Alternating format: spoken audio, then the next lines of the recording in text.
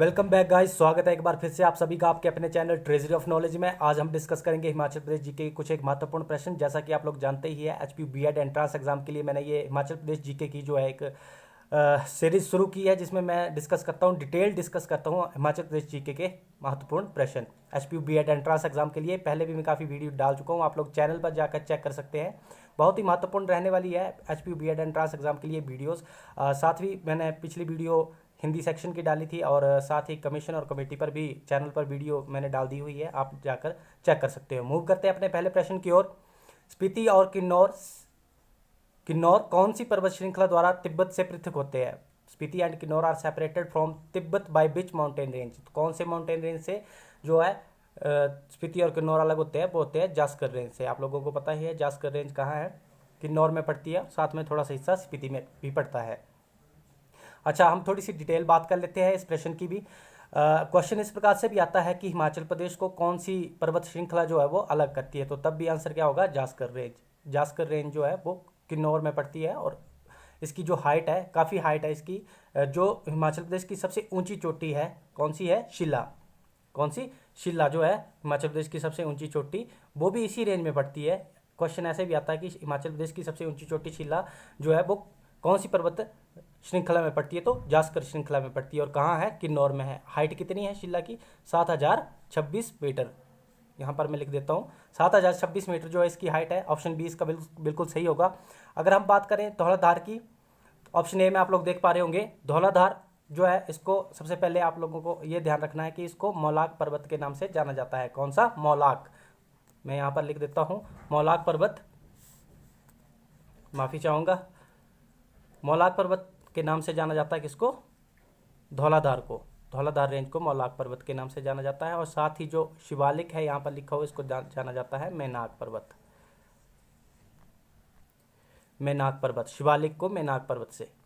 ये important question है, paper में बार बार आते हैं, आप लोग ध्यान रखेंगे। अच्छा, चूड़धार की बात करें, ऑप्शन सी में आप लोग देख पा रहे होंगे, तो ये जो है सिरमौर की सबसे ऊंची चोटी है। आप लोग इसको भी ध्यान में रखेंगे। उम्मीद है आप लोगों ने यहाँ पर काफ़ी कुछ जानकारी प्राप्त कर ली होगी। मूव करते हैं अपने नेक्स्ट क्वेश्चन की ओर। हंगरंग घाटी हिमाचल प्रदेश के किस जिले में स्थित है? यहाँ पर हैंगरंग लिखा हुआ है, लेकिन यहाँ पर हांगरंग होना था क्योंकि घाटी का नाम हांगरंग है। हांगरंग घाटी जो है वो किन्नौर जिले में है। अच्छा, हांगरंग घाटी की थोड़ी सी स्टोरी हम जान लेते हैं। हांगरंग घाटी जो है वो राजा केरी सिंह को तिब्बत से जो है वो जागीर के तौर पर मिली थी। आप लोग ध्यान रखेंगे। सबसे पहले हांगरंग घाटी कहाँ है? किन्नौर में है। मोस्ट इंपॉर्टेंट घाटी है, पूछी जाती है। और राजा केरी सिंह को जो है वो तिब्बत से जो है वो जागीर के रूप में मिली थी हांगरंग घाटी। अच्छा, किन्नौर को और किस नाम से जाना जाता था? चीनी नाम से जाना जाता था। ये क्वेश्चन भी आता है। राजा केरी सिंह की बात करें तो राजा केरी सिंह कहाँ के शासक थे? ये थे बुशहर के शासक। आप लोग ध्यान रखेंगे इसको भी। और राजा केरी सिंह का जो शासन कब से शुरू होता है? 1639 से। आप लोग ये भी ध्यान रखेंगे। अगर राजा केरी सिंह की बात आती है तो आपके माइंड में सीधे ही ये डेट स्पार्क करनी चाहिए, 1639। और राजा केरी सिंह की बात करें तो राजा केरी सिंह को आजान बाहू के नाम से भी जाना जाता था। और साथ ही औरंगजेब ने उन्हें छत्रपति की भी उपाधि दी हुई थी। और जो लवी मेला लगता है रामपुर में, वो भी राजा केरी सिंह ने ही शुरू करवाया था। हिमाचल प्रदेश का सबसे पुराना मेला भी जिसको कहा जाता है। उम्मीद है यहाँ पर आप लोगों को काफ़ी कुछ जानकारी मिल गई होगी। मूव करते हैं अपने नेक्स्ट क्वेश्चन की ओर। माफ़ी चाहूँगा, यहाँ पर कुछ और ऑप्शन जो है हमारे पास दिए हुए हैं, सिरमौर, कुल्लू और लाहौल स्पीति, इनकी भी कुछ एक महत्वपूर्ण घाटियाँ हम जान लेते हैं। सबसे पहले कुल्लू की अगर हम बात करें तो कुल्लू को देव घाटी के नाम से जाना जाता है। क्वेश्चन इस प्रकार से आएगा कि देव घाटी के नाम से किस घाटी को जाना जाता है? तो कुल्लू को जो है वो देव घाटी के नाम से जाना जाता है। अच्छा, एक और आता है आपका तीर्थन घाटी कहाँ है? तो वो भी कहाँ है? कुल्लू में है। ध्यान रखेंगे आप, मोस्ट इंपॉर्टेंट है। एक और आती है रूपी घाटी। कौन सी? रूपी घाटी। रूपी घाटी, इसको भी आप ध्यान रखेंगे। यहाँ पर जो है वो चांदी की खाने हैं, कुल्लू में ही है ये भी रूपी घाटी। आप लोगों ने इसको कंफ्यूज नहीं करना है रूपिन घाटी के साथ में। रूपिन घाटी जो है वो है आपकी किन्नौर में। कौन सी? रूपिन की बात कर रहा हूँ मैं। रूपिन जो है ये है किन्नौर में, और जो रूपी है ये है आपकी कुल्लू में। मोस्ट इंपॉर्टेंट घाटी है, आप लोगों को ध्यान रखना है। रूपी घाटी को ऐसे रखना आप लोगों ने याद कि यहाँ पर क्या है? चांदी की खाने हैं। कुल्लू डिस्ट्रिक्ट में है ये। मोस्ट इंपॉर्टेंट है, आप लोग ध्यान रखेंगे। अच्छा, बाकी अगर हम सिरमौर की बात करें, ऑप्शन बी में आप लोग देख पा रहे होंगे, सिरमौर में कौन सी है आपकी? क्यारदादून घाटी। पोंटा घाटी के नाम से भी जाना जाती है। पोंटा घाटी को ही जो है क्यारदादून घाटी कहते हैं सिरमौर की। घाटी है। अच्छा, लाहौल स्पीति की बात करें तो लाहौल स्पीति में भी बहुत सारी घाटियाँ हैं मोस्ट इंपॉर्टेंट, जैसे कि पट्टन घाटी होगी आपकी कहाँ है, लाहौल स्पीति में चंद्रा घाटी होगी कहाँ है, लाहौल स्पीति में भागा घाटी होगी कहाँ है, लाहौल स्पीति में है। मोस्ट इंपॉर्टेंट है, पूछे जाते हैं फ्रिक्वेंटली। उम्मीद है आप लोगों ने यहाँ पर काफ़ी कुछ जानकारी प्राप्त कर ली होगी। चलते हैं नेक्स्ट क्वेश्चन की ओर। हिमाचल प्रदेश की सबसे बड़ी नदी कौन सी है? तो अच्छा, यहाँ पर हिमाचल प्रदेश की सबसे बड़ी नदी पूछी हुई है, लेकिन यहाँ ये नहीं बताया हुआ कि जल घनत्व की दृष्टि से या अन्य किसी। तो यहाँ पर वैसे तो इसका आंसर जो है वो सतलुज है, लेकिन अगर जल घनत्व से पूछा होता तो इसका आंसर जो होना था वो होना था चिनाब। चिनाब जो है जल घनत्व दृष्टि से सबसे बड़ी नदी है हिमाचल प्रदेश की। अच्छा, अगर हम बात करें सतलुज की तो सतलुज जो है हिमाचल प्रदेश में 320 किलोमीटर जो है बहती है। नदियों वाला टॉपिक बहुत इंपॉर्टेंट है, मैं आप लोगों से बार बार बताता रहता हूँ। और बाकी अगर हम बात करें जैसे कि चिनाब नदी की, चिनाब नदी का जो वैदिक नाम था वो क्या था? असिकिनी। चिनाब नदी का वैदिक नाम क्या है? असिकिनी। अच्छा, यमुना का क्या है? कालिंदी। यमुना का क्या है? कालिंदी। आप लोग ध्यान रखेंगे। ब्यास का अगर हम बोले तो ब्यास का जो वैदिक नाम है वह है अर्जिकिया, और साथ ही अगर हम इसका ब्यास का संस्कृत नाम अगर हम देखें तो क्या है? विपाशा। सतलुज का अगर हम संस्कृत नाम देखें तो शतुद्र, और वैदिक नाम देखें तो शतुद्री। और अगर हम रावी नदी की बात करेंगे तो रावी नदी का जो संस्कृत नाम है वो है इरावती, और वैदिक नाम क्या है? पुरुषनी। आप लोग ध्यान रखेंगे, यहाँ से बहुत कुछ प्रश्न बनते हैं पेपर में, मोस्ट इंपॉर्टेंट टॉपिक है, इसलिए बार बार मैं इसको थोड़ा डिटेल में ही डिस्कस करता हूँ। और सतलुज नदी जो है वो हिमाचल प्रदेश की सबसे लंबी नदी है, ये मैंने आप लोगों को बता दिया है। 120 किलोमीटर जो है हिमाचल प्रदेश में बहती है। और ऐसा भी आता है क्वेश्चन कि सतलुज नदी कहाँ से एंटर करती है हिमाचल प्रदेश में? तो कहाँ से करती है? शिपकी से एंटर करती है, किन्नौर में। तो उम्मीद है आप लोगों ने यहाँ पर काफ़ी कुछ जानकारी प्राप्त कर ली होगी। मूव करते हैं अपने नेक्स्ट क्वेश्चन की ओर। हमारा अगला प्रश्न है, पर्यटन मानचित्र पर हिमाचल प्रदेश किस नाम द्वारा परिचित है? तो ये डायरेक्ट क्वेश्चन था, देवभूमि के नाम से जो है पर्यटन मानचित्र पर जो आपका टूरिज्म मैप है उस पर देवभूमि के नाम से जो है हिमाचल प्रदेश को दर्शाया जाता है। काफ़ी कॉमन सेंस वाला प्रश्न था ये। मूव करते हैं अपने नेक्स्ट क्वेश्चन की ओर। क्षितिधार हिमाचल प्रदेश के किस जिले में स्थित है? तो क्षितिधार कहाँ है? मैं बहुत बार डिस्कस करता रहता हूँ इन चोटियों को। कुल्लू में है। कहाँ है? कुल्लू में। कुल्लू में बहुत सारी इंपॉर्टेंट चोटियाँ हैं, जैसे कि क्षितिधार होगी, उमाशिला होगी, प्रांगला होगी, और कुल्लू की सबसे ऊंची चोटी डिब्बी बोकरी होगी, दियो टिब्बा होगी। ये सारी कहाँ है? कुल्लू में है। मोस्ट इंपॉर्टेंट है। इंद्रकिला, इंद्रासन, ये सारी चोटियाँ जो वो है कुल्लू जिले में है। कुल्लू जिले की मोस्ट इंपॉर्टेंट चोटियाँ हैं, आप लोग ध्यान रखेंगे। अच्छा, मंडी की बात करते हैं अगर हम, तो मंडी ऑप्शन बी में आप लोग देख पा रहे होंगे, मंडी की नागरू होगी सबसे ऊंची चोटी, और शिकारी देवी, ये वाइल्ड लाइफ सेंचुरीज भी है, तो आप लोग इनको भी ध्यान रखेंगे। कांगड़ा की बात करें, कांगड़ा की मोस्ट इंपॉर्टेंट चोटियां हैं और पेपर में आती है। सबसे पहले कांगड़ा की सबसे ऊंची चोटी ऑप्शन सी में आप लोग देख पा रहे होंगे, हनुमान टिब्बा जो है वो कांगड़ा की सबसे ऊंची चोटी है, और कांगड़ा और कुल्लू के बीच में पड़ती है, मतलब कांगड़ा और कुल्लू को ये जोड़ती है।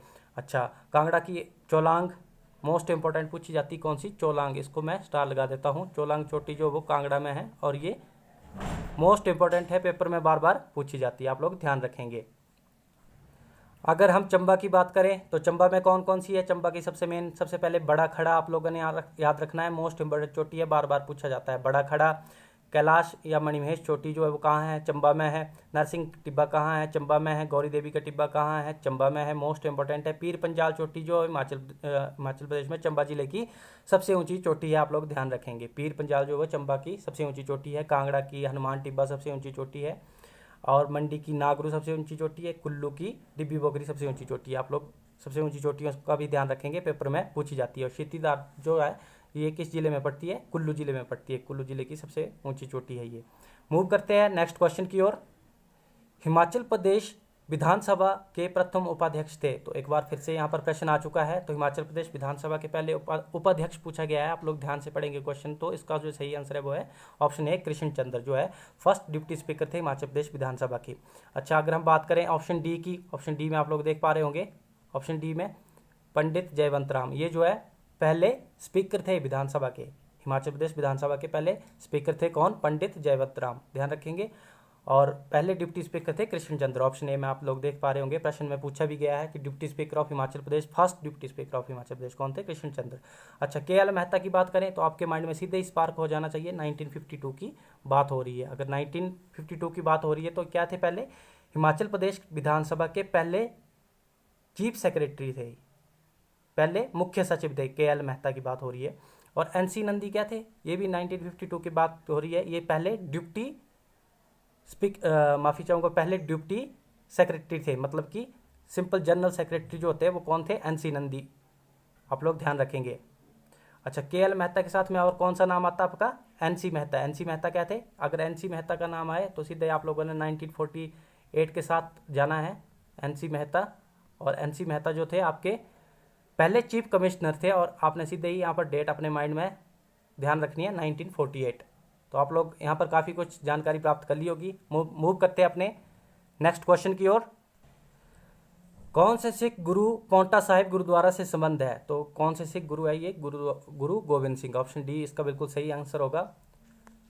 और गुरु गोविंद सिंह जी जो है वो 1684 से 1688 तक जो है वो सिरमौर में रहे हैं। और 1686 में एक महत्वपूर्ण युद्ध भी हुआ है इनका, बघानी साहब का युद्ध, और ये पेपर में आता भी है, बहुत मोस्ट इम्पोर्टेंट है, बघानी साहब युद्ध जो है वो 1686 में गुरु गोविंद सिंह ने लड़ा है। मोस्ट इम्पोर्टेंट है, मोस्ट इम्पोर्टेंट, पेपर में बार बार पूछा जाता है, ध्यान रखेंगे आप लोग। मूव करते हैं अपने नेक्स्ट क्वेश्चन की ओर। शिमला के मॉल की दीवारों पर भित्ति चित्रण जो कि हिमाचली लोगों के सेब तोड़ने के कौशल को प्रदर्शित करती है, का सृजक कौन है, तो इसके जो सृजक है वो बनाने वाले वो है MC सक्सेना। MC सक्सेना इसका बिल्कुल सही आंसर होगा, ऑप्शन सी।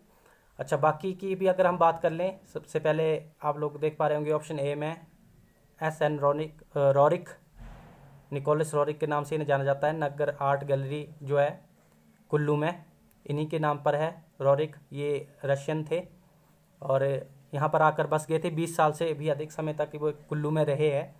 और रॉरिक आर्ट गैलरी आप लोग ध्यान रखेंगे कहाँ है, कुल्लू में, पूछी जाती बार बार, नगर में।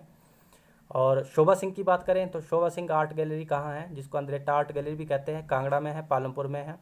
मोस्ट इंपॉर्टेंट है, यहाँ से भी क्वेश्चन आते हैं। और इनकी एक जो कृति है कांगड़ा ब्राइट, वो भी पूछी जाती है बार बार। गद्दन भी है इनकी एक कृति, और सोनी माहीवाल भी इनकी एक कृति है शोभा सिंह की, आप लोग ध्यान रखेंगे। मोस्ट इंपॉर्टेंट क्वेश्चन है, पेपर में पूछा जाता है। उम्मीद है आप लोगों ने यहाँ पर काफ़ी जानकारी प्राप्त कर ली होगी। मूव करते हैं अपने नेक्स्ट क्वेश्चन की ओर। किस कांगड़ा शासक ने अकबर का शासन स्वीकार किया, तो ये डायरेक्ट क्वेश्चन था, इसका जो सही आंसर है वो है ऑप्शन डी, धर्मचंद ने जो वो अकबर का शासन स्वीकार किया था।